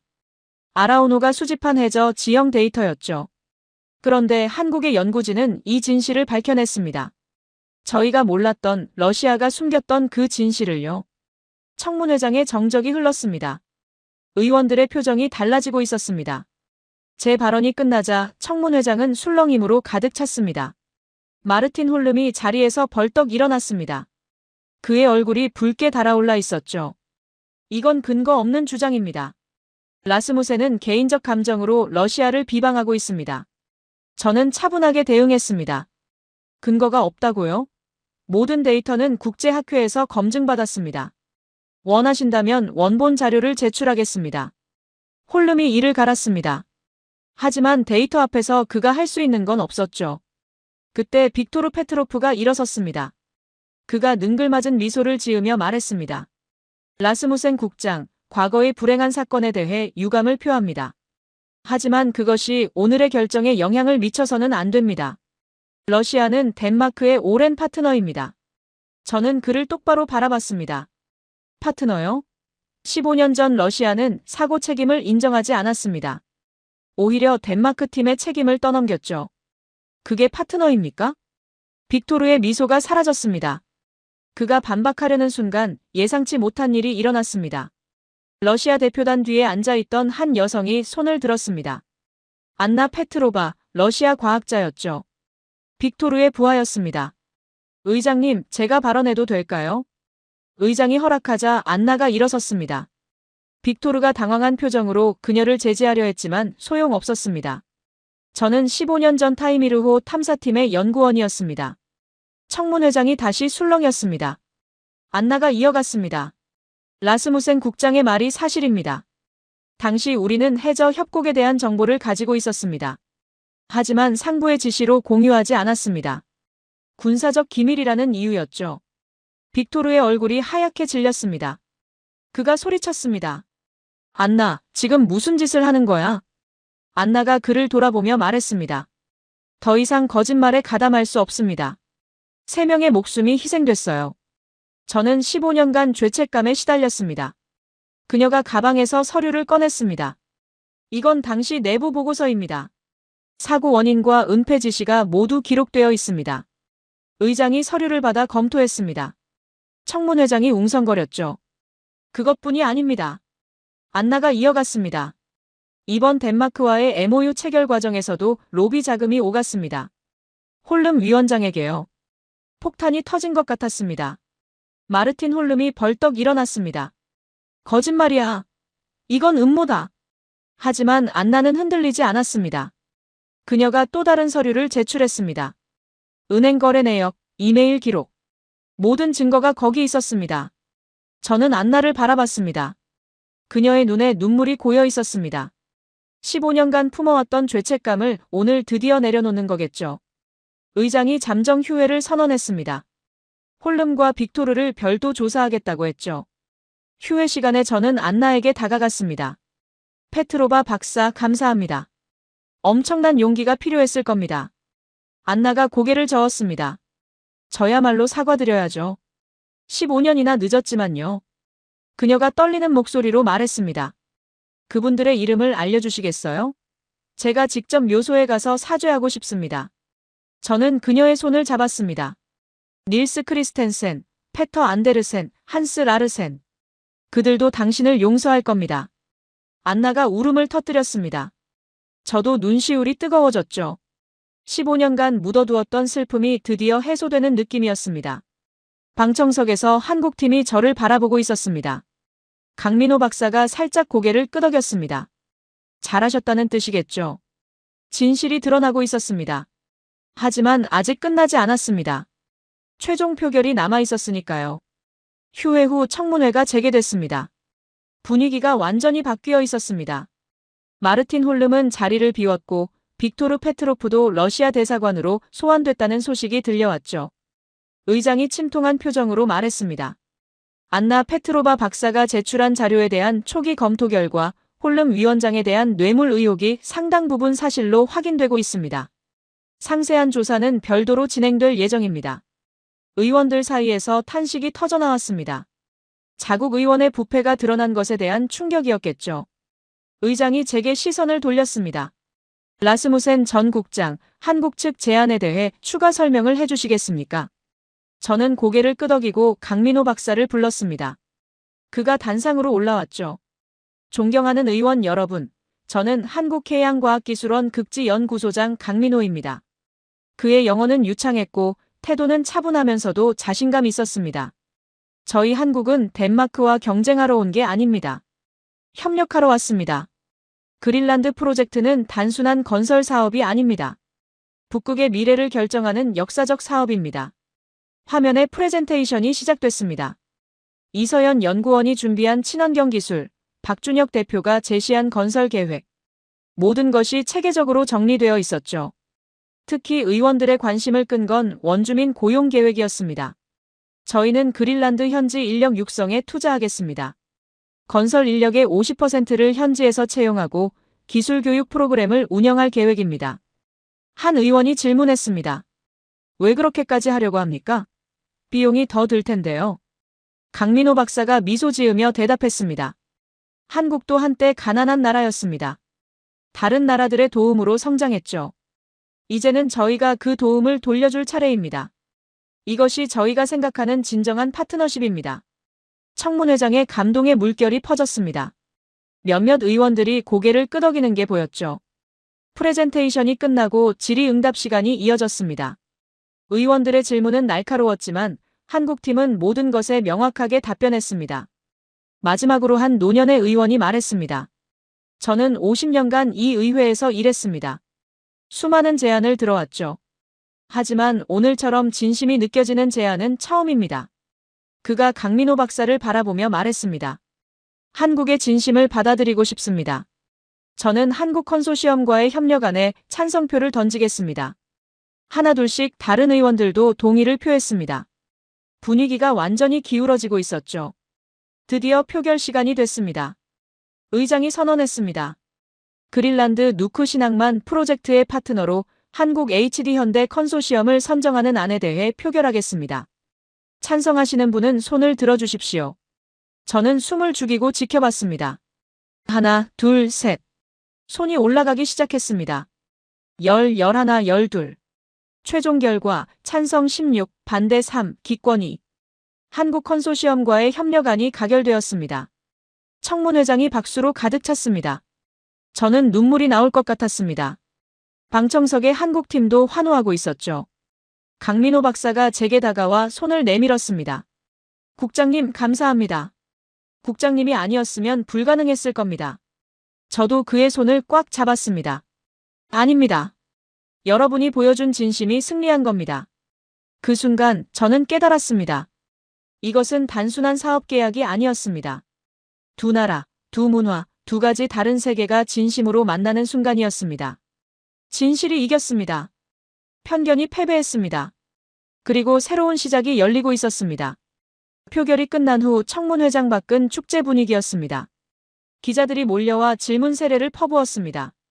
한국팀, 저, 그리고 덴마크 관계자들 모두에게요. 플래시가 터지고 마이크가 앞다투어 내밀어졌죠. 저는 강민호 박사 박준혁 대표와 함께 간단한 기자회견을 가졌습니다. 오늘의 결정은 덴마크와 한국 모두에게 역사적인 순간입니다. 저는 카메라를 향해 말했습니다. 이것은 단순한 사업 계약이 아닙니다. 두 나라가 북극의 미래를 함께 만들어가겠다는 약속입니다. 기자회견이 끝난 후 조용한 장소에서 한국팀과 만났습니다. 크리스티안과 유진 씨도 함께였죠. 박준혁 대표가 환하게 웃으며 말했습니다. 국장님, 오늘 정말 대단하셨습니다. 저희가 준비한 자료보다 국장님의 진심이 더 큰 힘을 발휘했어요. 저는 고개를 저었습니다. 아닙니다. 여러분이 아니었으면 저는 아무것도 할 수 없었습니다. 진심으로 감사드립니다. 이서연 연구원이 웃으며 말했습니다. 이제 진짜 일이 시작되는 거예요. 항만건설, 환경보호, 원주민 협력. 할 일이 산더미같이 쌓여 있죠. 강민호 박사가 고개를 끄덕였습니다. 맞습니다. 오늘은 시작일 뿐입니다. 앞으로 최소 10년은 함께 일해야 합니다. 저는 그들을 둘러보며 말했습니다. 좋습니다. 함께 해나갑시다. 저녁에는 코펜하겐 시내 레스토랑에서 만찬이 열렸습니다. 덴마크 해양수산부 장관이 주최한 공식 행사였죠. 장관이 건배사를 했습니다. 오늘 우리는 새로운 역사를 썼습니다. 덴마크와 한국의 우정, 그리고 북극의 밝은 미래를 위해 건배합시다. 모두가 잔을 들었습니다. 저는 크리스티안과 유진 씨를 바라봤습니다. 두 사람이 손을 잡고 웃고 있었죠. 만찬 도중 유진 씨가 제게 다가왔습니다. 국장님, 아버지라고 불러도 될까요? 저는 잠시 놀랐다가 웃음을 터뜨렸습니다. 물론이지. 유진, 이제 너도 우리 가족이야. 유진 씨의 눈에 눈물이 고였습니다. 크리스티안도 감동한 표정이었죠. 그때 잉그리드가 다가와 유진 씨를 안아주었습니다. 유진, 우리 며느리가 되어줘서 고마워요. 당신이 아니었으면 우리 남편은 평생 고집불통으로 살았을 거야. 모두가 웃었습니다. 저도 웃었죠. 따뜻한 웃음이었습니다. 만찬이 끝난 후 저는 혼자 레스토랑 테라스에 나갔습니다. 코펜하겐의 밤하늘이 맑았습니다.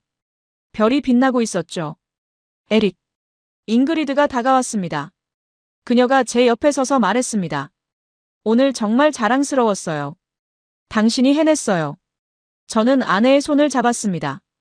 혼자 힘으로 된 게 아니야. 너와 크리스티안, 그리고 한국 친구들. 모두의 도움이 있었지. 잉그리드가 미소 지었습니다. 그래도 결국 용기를 낸 건 당신이에요. 편견을 버리고 진실을 말한 건 당신이잖아요. 저는 고개를 끄덕였습니다. 그녀의 말이 맞았습니다. 편견을 버리는 건 어려운 일이었습니다.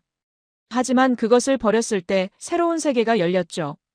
내일부터 또 바빠질 거야. 프로젝트가 본격적으로 시작되니까. 저는 말했습니다. 잉그리드가 웃으며 대답했습니다. 알아요. 하지만 오늘 밤만큼은 쉬세요. 내일 일은 내일 걱정해요. 저는 아내를 안았습니다. 코펜하겐의 밤바람이 서늘하게 불어왔지만 제 마음은 따뜻했습니다. 새로운 아침이 밝아오고 있었습니다. 그리고 그 아침은 어제보다 훨씬 밝을 거라는 확신이 있었습니다. 1년이 지났습니다. 저는 그린란드 누크 항만 건설 현장에 서 있었습니다. 1년 전에는 허허벌판이었던 이곳이 지금은 거대한 건설 현장으로 변해 있었죠. 크레인들이 하늘을 향해 솟아 있었습니다. 콘크리트 구조물들이 바다 위로 뻗어나가고 있었죠. 수백 명의 인부들이 분주하게 움직이고 있었습니다. 놀라운 건 그 인부들의 절반이 그린란드 현지인이라는 것이었습니다. 한국팀이 약속을 지킨 겁니다. 국장님, 여기 계셨군요. 박준혁 대표가 다가왔습니다. 그는 방한복을 입고 안전모를 쓰고 있었죠. 이제는 익숙한 모습이 됐습니다. 공정이 예정보다 20% 빠르게 진행되고 있습니다. 내년 여름이면 첫 번째 부두가 완공될 겁니다. 저는 만족스럽게 고개를 끄덕였습니다. 한국 사람들의 빨리빨리 정신이 여기서도 통하는군요. 박 대표가 웃었습니다. 빨리빨리만 하는 게 아닙니다. 정확하게, 안전하게. 그게 저희 방식이죠. 건설 현장을 돌아보는 동안 여러 가지가 눈에 들어왔습니다. 태양광 패널로 덮인 작업장, 전기로 구동되는 중장비들, 폐기물을 최소화하는 시스템. 이서연 연구원이 설계한 친환경 공법이 현실이 되어 있었습니다. 그런데 제 눈을 사로잡은 건 따로 있었습니다. 현장 식당에서 한국인 기술자들과 그린란드 인부들이 함께 밥을 먹고 있었죠. 언어는 통하지 않았지만 웃음소리는 통했습니다. 강민호 박사가 다가왔습니다. 그도 정기적으로 현장을 방문하고 있었죠. 국장님, 저 모습 보이시죠? 저게 진정한 협력입니다. 저는 고개를 끄덕였습니다. 처음에는 걱정했습니다. 문화 차이가 클 텐데 어떻게 함께 일할 수 있을까? 하지만 기우였죠. 강 박사가 미소 지으며 말했습니다. 사람은 어디서나 비슷합니다. 진심으로 다가가면 마음이 통하죠. 한국 사람들은 그걸 정이라고 부릅니다. 정. 그 단어를 저는 한국에서 여러 번 들었습니다. 처음에는 번역하기 어려운 개념이라고 생각했죠. 하지만 지금은 알 것 같았습니다. 정이란 이런 것이구나. 오후에는 그린란드 원주민 대표들과 회의가 있었습니다. 누크 시장과 원주민 협의회 의장이 참석했죠. 이 항만이 완공되면 우리 청년들에게 일자리가 생깁니다. 그동안 많은 젊은이들이 덴마크로 떠났는데 이제는 고향에서 일할 수 있게 됐어요. 원주민 협의회 의장의 말에 진심이 담겨 있었습니다. 저는 대답했습니다. 이것은 시작일 뿐입니다. 항만이 완공되면 물류센터, 연구기지, 관광시설까지 확장할 계획입니다.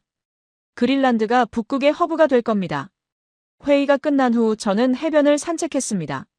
그린란드의 바다는 여전히 차갑고 거칠었습니다. 하지만 그 바다 위로 새로운 희망이 떠오르고 있었죠.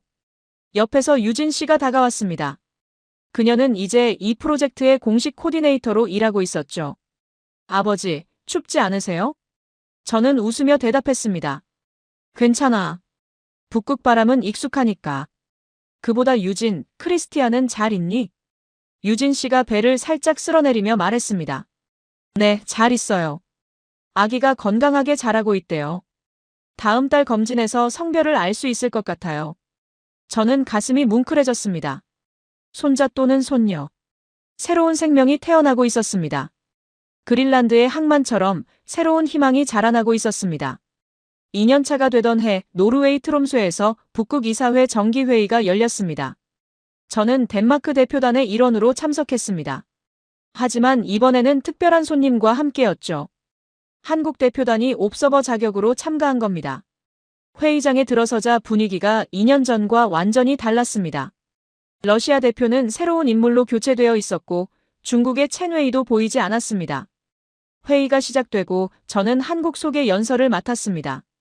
존경하는 대표 여러분, 저는 오늘 한국이라는 나라를 소개하고 싶습니다. 저는 지난 2년간의 경험을 이야기했습니다. 한국의 기술력, 협력 정신, 그리고 진심. 2년 전 저는 한국에 대해 아무것도 몰랐습니다. 솔직히 말하면 편견도 있었죠. 하지만 직접 경험하고 함께 일하면서 알게 됐습니다. 한국은 신뢰할 수 있는 파트너입니다. 회의장에서 박수가 터져나왔습니다. 강민호 박사가 일어나 인사했죠. 회의 중간 휴식 시간에 뜻밖의 인물을 만났습니다. 러시아 신임 대표 알렉세이 볼코프였습니다. 라스무센 국장, 잠시 이야기할 수 있을까요? 저는 경계심을 품고 그를 따라갔습니다. 솔직하게 말씀드리겠습니다. 전임자들이 저지른 잘못에 대해 러시아 정부 차원에서 사과드립니다. 볼코프의 말에 저는 놀랐습니다. 15년 전 사고, 그리고 이번 뇌물 스캔들. 모두 부끄러운 일입니다. 새 정부는 이런 방식을 원하지 않습니다. 그가 손을 내밀었습니다. 새로 시작할 수 있을까요? 러시아도 북극 협력에 참여하고 싶습니다. 경쟁이 아니라 협력으로요. 저는 잠시 망설였습니다. 15년간의 분노와 슬픔이 쉽게 사라지지는 않았죠. 하지만 안나 페트로바의 용기를 떠올렸습니다. 그녀는 진실을 말했고 새로운 시작을 열었습니다. 저도 손을 내밀었습니다. 좋습니다. 새로 시작합시다. 볼코프가 안도의 미소를 지었습니다. 회의가 재개되고 여러 나라가 북극 협력 확대 의사를 밝혔습니다. 미국의 사라 앤더슨이 한미 협력 심화를 제안했고 일본의 야마모토 켄지도 동참 의사를 표명했죠. 그리고 중국에서도 새로운 대표가 나왔습니다. 첸웨이를 대신한 젊은 외교관이었죠. 그녀가 말했습니다. 중국도 경쟁보다 협력을 선택하고 싶습니다. 스발바르 조약의 정신을 존중하겠습니다. 저는 강민호 박사를 바라봤습니다. 그가 미소 지으며 고개를 끄덕였죠. 정혜성 장관이 말했던 그 비전이 현실이 되어가고 있었습니다. 회의가 끝난 후 모든 대표단이 단체 사진을 찍었습니다. 서로 다른 나라, 서로 다른 언어, 서로 다른 문화. 하지만 모두 같은 목표를 향해 모인 사람들이었습니다. 사진을 찍을 때 강민호 박사가 제 옆에 섰습니다. 그가 작은 목소리로 말했습니다. 국장님, 이게 저희가 꿈꿨던 모습입니다. 함께 서 있는 거요. 저는 고개를 끄덕였습니다. 꿈이 현실이 됐군요. 트롬소의 하늘에 오로라가 펼쳐지고 있었습니다. 2년 전에도 같은 하늘 아래 있었지만 그때와 지금은 완전히 다른 풍경이었습니다. 얼음 위에서 화해가 이루어지고 있었습니다. 북극의 미래가 조금씩 밝아지고 있었죠. 3년차 코펜하겐에서 특별한 날이 밝았습니다. 크리스티안과 유진의 결혼식이었습니다. 원래 2년 전에 할 예정이었지만 프로젝트 때문에 미뤄졌죠. 하지만 그 덕분에 더 많은 사람들을 초대할 수 있게 됐습니다. 결혼식장은 코펜하겐 외곽의 아름다운 성당이었습니다. 덴마크와 한국 양쪽 하객들이 모여 있었죠. 저는 예복을 입고 신랑 아버지 자리에 앉았습니다. 옆에는 잉그리드가 있었고 그 옆에는 손녀 에밀리가 앉아 있었습니다. 이제 2살이 된 에밀리는 할아버지의 넥타이를 잡아당기며 웃고 있었죠. 피아노 선율이 울려 퍼지고 유진이 아버지 대신 오빠의 손을 잡고 입장했습니다. 하얀 웨딩드레스를 입은 그녀는 정말 아름다웠습니다. 유진의 어머니가 앞줄에서 눈물을 닦고 있었습니다. 저도 모르게 눈시울이 뜨거워졌죠. 주례사가 시작됐습니다. 그런데 이 결혼식에는 특별한 순서가 있었습니다. 한국식 패백과 덴마크식 서약을 함께 진행하기로 한 거였죠. 덴마크식 서약이 끝나고 한국식 패백 순서가 됐습니다. 저와 잉그리드는 상 위에 앉았고 크리스티안과 유진이 저를 올렸습니다. 유진의 어머니가 설명했습니다. 한국에서는 결혼할 때 신랑 신부가 시부모님께 절을 올립니다. 이것은 존경과 감사의 표현이에요. 저는 처음 해보는 의식이라 어색했지만 마음만은 따뜻했습니다. 두 젊은이가 고개를 숙이며 절을 올리는 모습이 감동적이었죠. 패백이 끝나고 저는 축사를 했습니다. 존경하는 하객 여러분, 저는 오늘 너무나 행복한 아버지입니다. 저는 마이크를 잡고 말을 이었습니다. 솔직히 고백하면 3년 전 저는 이 결혼에 반대했습니다. 문화 차이를 걱정했고 무엇보다 한국이라는 나라를 몰랐기 때문이었죠. 청중이 조용해졌습니다. 하지만 며느리 유진이 저에게 한국을 알려줬습니다. 그리고 한국은 제 인생을 바꿨습니다. 저는 유진을 바라보며 말했습니다. 유진, 고마워요. 당신이 아니었으면 저는 평생 편견 속에 갇혀 살았을 겁니다. 당신은 우리 아들에게 최고의 선물이고 우리 가족에게 축복입니다. 유진이 눈물을 흘렸습니다. 크리스티안도 잉그리드도요. 저는 하객들을 돌아보며 말했습니다. 오늘 이 자리에는 덴마크와 한국 두 나라 사람들이 모여 있습니다. 언어도 다르고 문화도 다르지만 우리는 같은 것을 원합니다. 사랑하는 사람들의 행복이죠. 저는 잔을 들었습니다. 크리스티안과 유진의 행복을 위해, 그리고 덴마크와 한국의 우정을 위해 건배합시다. 모두가 잔을 들었습니다. 환호와 박수가 터져나왔죠. 피로연에서 한국 음식과 덴마크 음식이 함께 나왔습니다. 불고기와 스메레브레드, 김치와 청어 절임. 처음에는 낯설어하던 양쪽 하객들이 어느새 서로의 음식을 권하며 웃고 있었습니다. 강민호 박사가 다가와 말했습니다. 국장님, 정말 아름다운 결혼식이었습니다. 두 나라의 만남이 이렇게 완성되는군요. 저는 웃으며 대답했습니다. 이것이야말로 진정한 협력 아니겠습니까? 국가 차원이 아니라 가족 차원의 협력이죠. 밤이 깊어지고 하객들이 하나둘씩 떠났습니다.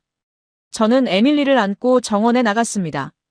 에밀리야, 너는 덴마크 피와 한국 피가 함께 흐르는 아이란다. 손녀가 저를 올려다보며 옹알이를 했습니다.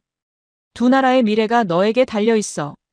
할아버지가 열어놓은 길을 내가 계속 걸어가거라. 코펜하겐의 밤하늘에 별이 빛나고 있었습니다. 두 가족이 하나가 된 밤이었습니다. 5년이 흘렀습니다. 저는 그린란드 누크 항만 완공식에 참석하기 위해 다시 이곳을 찾았습니다. 이번에는 공식 직함이 달라져 있었죠. 한덴마크 북극협력재단 이사장. 은퇴 후 맡은 새로운 역할이었습니다. 항만은 장관이었습니다. 2년 전에는 아직 공사 중이었던 구조물들이 이제 완벽하게 완성되어 있었죠. 거대한 부두, 최첨단 물류센터, 친환경 에너지 시설. 그리고 그 위로 HD현대가 건조한 첫 번째 친환경 내빙선이 입항하고 있었습니다. 배가 천천히 부두에 접안했습니다. 선명한 한국 국기와 덴마크 국기가 나란히 휘날리고 있었죠. 저는 옆에 서 있는 손녀 에밀리의 손을 잡았습니다. 이제 7살이 된 에밀리는 눈을 반짝이며 배를 바라보고 있었죠. 할아버지, 저 배는 한국에서 만들었대요. 저는 웃으며 대답했습니다. 그래, 한국에서 만들었단다. 하지만 저 배는 덴마크와 한국이 함께 만든 거야. 에밀리가 고개를 갸웃했습니다. 어떻게 두 나라가 함께 만들어요? 저는 에밀리 눈높이에 맞춰 무릎을 꿇었습니다. 기술은 한국에서 왔지만 항구는 그린란드에 있잖니. 배를 만드는 사람들과 배를 맞이하는 사람들이 모두 함께 노력해야 이런 결과가 나오는 거야. 에밀리가 고개를 끄덕였습니다. 그럼 저도 커서 두 나라를 위해 일할 수 있어요? 저는 손녀의 볼을 어루만지며 대답했습니다. 물론이지. 내가 할 일은 할아버지보다 훨씬 더 멋진 일이 될 거야. 완공식이 시작됐습니다. 덴마크 총리, 한국해양수산부 장관, 그린란드 자치정부 수반이 함께 테이프를 잘랐죠. 환호와 박수가 터져나왔습니다. 축하 연설에서 정혜성 전 장관이 말했습니다. 그도 은퇴 후 북극협력재단 고문을 맡고 있었죠. 5년 전 저희는 꿈을 꿨습니다. 북극에서 경쟁이 아닌 협력을, 갈등이 아닌 공존을 만들자는 꿈이었습니다. 오늘 그 꿈이 현실이 됐습니다. 저도 연설을 했습니다. 저는 30년간 북극을 지켜왔습니다. 처음에는 군인으로, 나중에는 행정가로, 그리고 지금은 한 할아버지로서 이 자리에 섰습니다. 저는 청중을 둘러봤습니다. 한국인들, 덴마크인들, 그린란드 원주민들, 그리고 여러 나라에서 온 사람들. 5년 전 저는 편견 때문에 좋은 파트너를 놓칠 뻔했습니다. 한국을 의심했고 아시아 기술을 믿지 않았습니다. 하지만 마음을 열었을 때 가장 멀리 있던 나라가 가장 가까운 친구가 됐습니다. 저는 에밀리를 가리켰습니다. 제 손녀 에밀리는 덴마크인 아버지와 한국인 어머니 사이에서 태어났습니다. 이 아이가 바로 미래입니다. 국경을 넘어, 문화를 넘어, 편견을 넘어 하나 되는 세상의 상징이죠. 청중이 박수를 보냈습니다. 저는 마지막으로 말했습니다. 북극은 더 이상 경쟁의 무대가 아닙니다. 협력의 무대입니다. 그리고 그 협력의 중심에 한국과 덴마크가 있습니다. 앞으로도 함께 걸어갑시다. 완공식이 끝나고 저는 항만 끝자락까지 걸어갔습니다. 그린란드의 바다가 눈앞에 펼쳐졌죠. 멀리서 빙산이 천천히 떠가고 있었습니다. 강민호 박사가 다가왔습니다. 국장님, 아니 이사장님. 오늘 정말 감사했습니다. 저는 웃으며 대답했습니다. 박사님, 이제 에릭이라고 불러요. 우리 사이에 직함이 무슨 필요가 있습니까? 강 박사가 웃었습니다. 알겠습니다, 에릭. 우리는 나란히 서서 바다를 바라봤습니다. 북극의 하늘에 오로라가 펼쳐지기 시작했습니다. 녹색, 보라색, 붉은색 빛이 춤을 추고 있었죠. 저 하늘 아래서 두 나라가 만났습니다. 그리고 그 만남은 북극의 미래를 바꿨습니다. 에밀리가 달려와 제 손을 잡았습니다. 할아버지, 오로라예요. 예뻐요. 저는 손녀를 안아올리며 말했습니다. 그래, 예쁘지? 이 오로라는 할아버지가 내게 주는 선물이야. 평생 기억해렴. 에밀리가 오로라를 바라보며 감탄했습니다.